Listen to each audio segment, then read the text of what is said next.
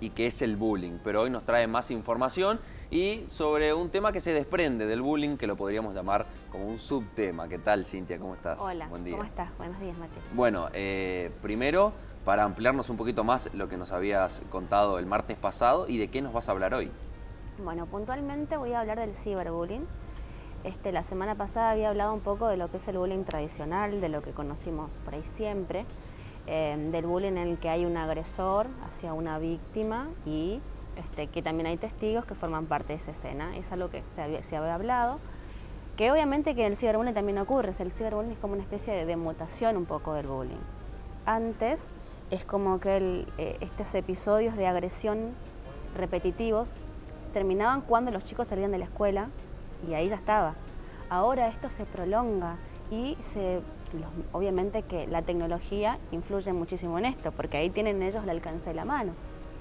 Es como que el ciberespacio les brinda algo, una sensación de libertad constante, algo como que sin límites. Ellos pueden ingresar ahí y pueden hacer lo que quieran, o sea, entre comillas, ¿no es cierto?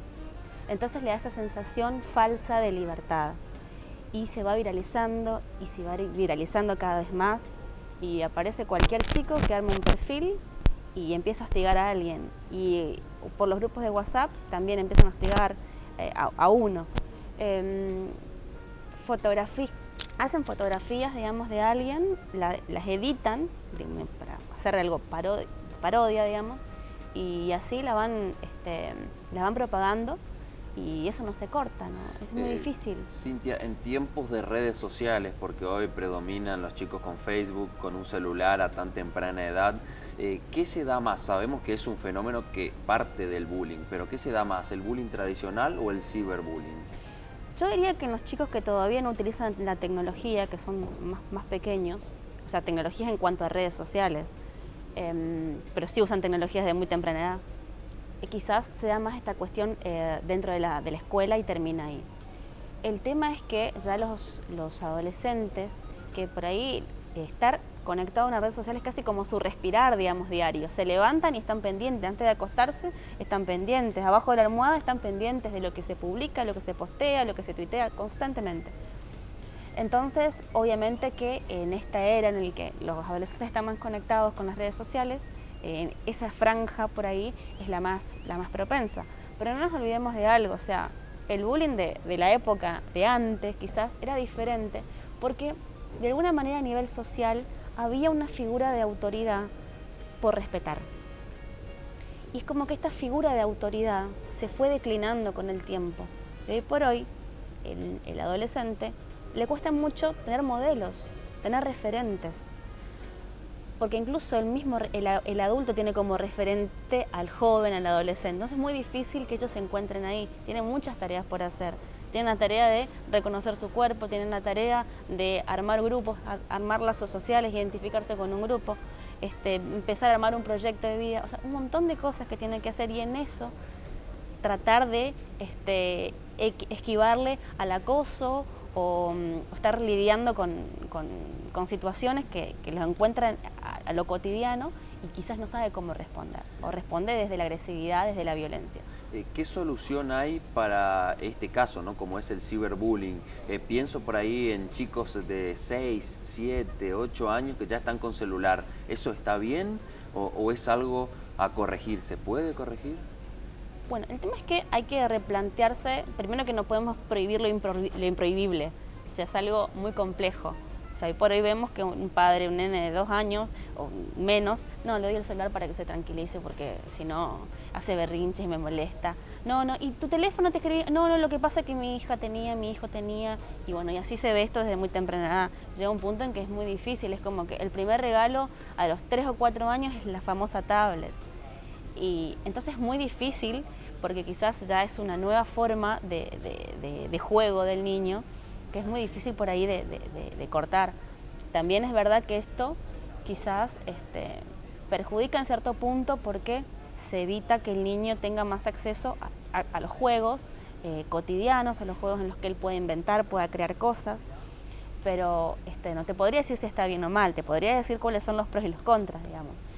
Y en cuanto a soluciones, creo que la solución tanto del bullying como ciberbullying no hay una única solución, no hay una receta mágica. Sí se pueden crear abordajes desde lo social y abordajes desde de lo subjetivo también. Porque desde lo social se puede, dentro de las escuelas, digamos, trabajar con espacios de discusión, con espacios de competencias saludables, porque los chicos a esta edad, en este momento, son competitivos, es una cuestión que no se puede evitar y es necesaria también esa competencia.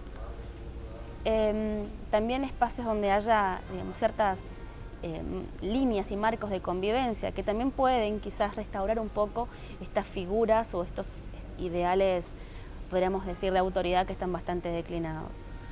Y la escuela, asumir también un poco su responsabilidad en esto, no hacer oídos sordos. Si esto ocurre en la escuela, se propaga en otros lados, pero también tiene algo de responsabilidad, algo, no toda. Nos comentabas en la charla pasada el papel o el rol del acosado y del acosador. Al respecto de esto, ¿cómo se da esto del acosador, del acosado? ¿En qué situación, en qué momento? Es decir, alguien se crea un perfil en el Facebook, comienza a agredir a otra persona y eso ya es considerado como ciberbullying. No, comienza a agredir a una persona y es un acto de violencia y de agresión que puede ser un hecho aislado. El tema es cuando esto se sigue prolongando, sigue permaneciendo, se sigue, digamos, perpetuando con el tiempo. El tema con el ciberbullying es que tiene una característica fundamental que es el anonimato.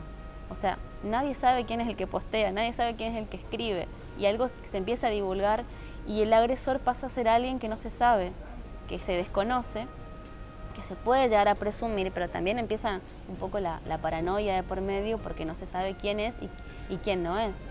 Y en esto creo que tienen un rol muy importante los observadores, los testigos, porque ellos son los que viralizan, ellos son los que comparten y comparten y comparten y que buscan y en su afán de no convertirse en nuevas víctimas, también es que siguen compartiendo y siempre siguen propagando esto. El tema es que por ahí, yo la semana pasada hablaba un poco de estos posicionamientos subjetivos en los que por ahí se coloca una persona acosada y otra persona acosadora. Y desde lo social se pueden hacer cosas, como te decía, dentro de la escuela para equilibrar un poco la masa de estudiantes, de alumnos. Pero también hay cuestiones subjetivas que es necesario abordar. ¿Por qué este chico, esta persona decide acosar? ¿Y a quién decide acosar? ¿Qué tiene ese acosado que le resulta intolerable para él? ¿Y qué tiene este acosador que él no puede cambiarse de posicionamiento, que sigue en ese lugar de sometimiento? Y una de las cosas que se escucha mucho es la víctima, la víctima, la víctima, la víctima del bullying y la víctima del bullying y hay que castigar a los agresores. Estaría bueno empezar a pensarlo ya no como algo patologizante, sino como una problemática que emerge de lo social, una problemática que nos toca vivir hoy, que digamos en esta franja de adolescentes, de niños, y abordarlos desde esto, desde como una problemática y no como una patología, no como alguien que es agresor y lo será toda la vida, una persona que es víctima y lo será toda la vida. Y en cuanto a la víctima, justamente, que no me gusta decir víctima, me gusta decir más persona acosada, está la cuestión de que al decirle tantas veces que es víctima, al sobreprotegerlo, al estar compadeciéndolo constantemente, puede llegar a provocar una revictimización.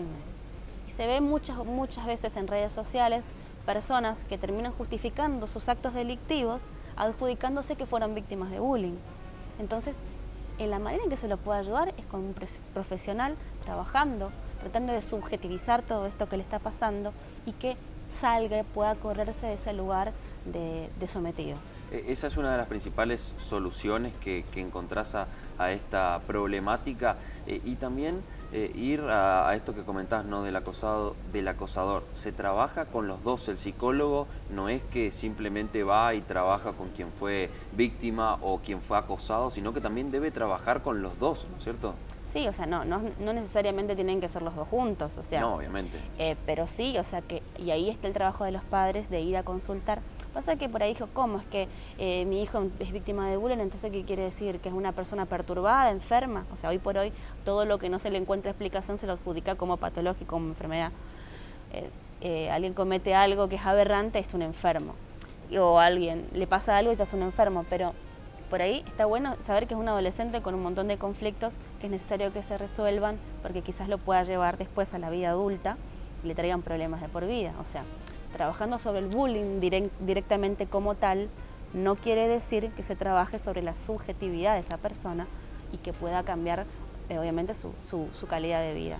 Indudablemente que es una problemática porque las estadísticas así lo marcan. En América Latina, Argentina es uno de los países con más problemas de ciberbullying, no solamente en las escuelas, sino también en distintas redes sociales, y Misiones inclusive está dentro de las 10 provincias con más casos de ciberbullying del país. Es algo para sentar postura y empezar a trabajar firmemente, ¿no? Sí, o sea, no manejo las estadísticas, como te digo, pero seguramente que sí, es muy probable, es muy posible eso que me estás diciendo. Y creo que, o sea, los abordajes tienen que ser múltiples. Abordajes desde la escuela, abordajes en cuanto a la responsabilidad también de los padres en esto, y también la responsabilidad de los niños en cuanto a esto. Hay países, bueno, uno de los más conocidos que es Finlandia, que es el que inventó justamente, desde el que salió el dispositivo Kiva, que se encarga justamente de trabajar en las escuelas de muy temprana edad para la prevención y para combatir el bullying, y trabajan sobre los testigos, porque si caen los testigos, toda la escena cae, o sea, no hay público a quien mostrarle esto. Entonces, eso es muy interesante, acá obviamente que todavía no se empleó eso, sé que hay escuelas que tienen como programas, y como te decía antes, esto de trabajar con normas de convivencia, con actividades de competencia y espacios de discusión en los que los chicos pueden conversar y hablar de lo que les pasa. También sé que hay escuelas que pudieron implementar esto de las encuestas anónimas para ver si hubieron casos de hostigamiento o de bullying, si alguno lo sufrió o lo padeció, para ver cómo abordarlo también desde la escuela y desde otros lugares también.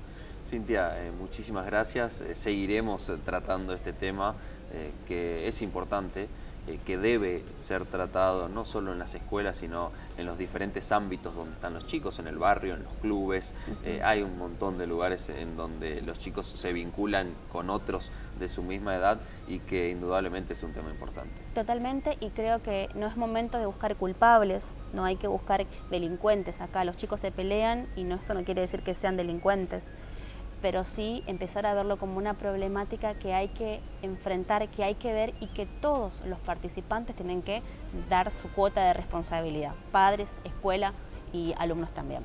Muchas gracias, Cintia. No, por favor. Ahí la escuchábamos a la licenciada Cintia Pérez, ella es licenciada en Psicología, y ahora seguimos con más información. Adelante.